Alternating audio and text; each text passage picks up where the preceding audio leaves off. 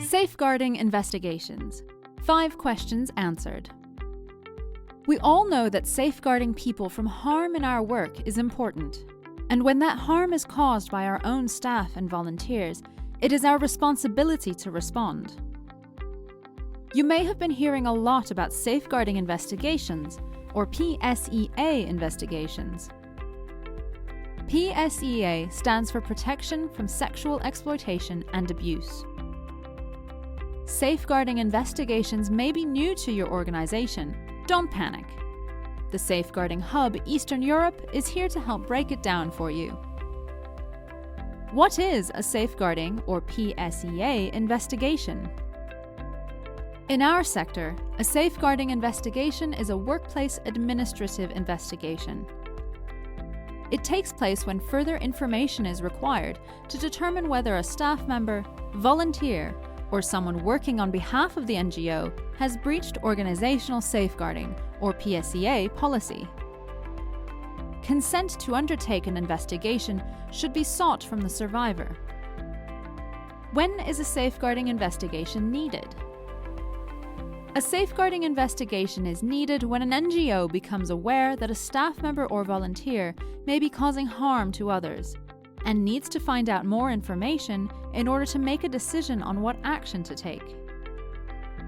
NGOs can only investigate staff, volunteers, or others who may have a contract or agreement that requires them to uphold the NGO's safeguarding policy.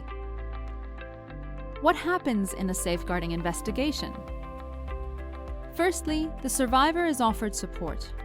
Support can include medical, legal, or psychosocial services, and should be safe, appropriate, and accessible. Next, an investigation manager, or management team, and a separate investigation team are appointed. The investigation team may be internal or external. The investigation team gathers information to support or disprove the alleged breach of policy. The information collected is then analysed and conclusions developed as to whether policy was breached. The report is then shared with the investigation manager for further actions to be taken.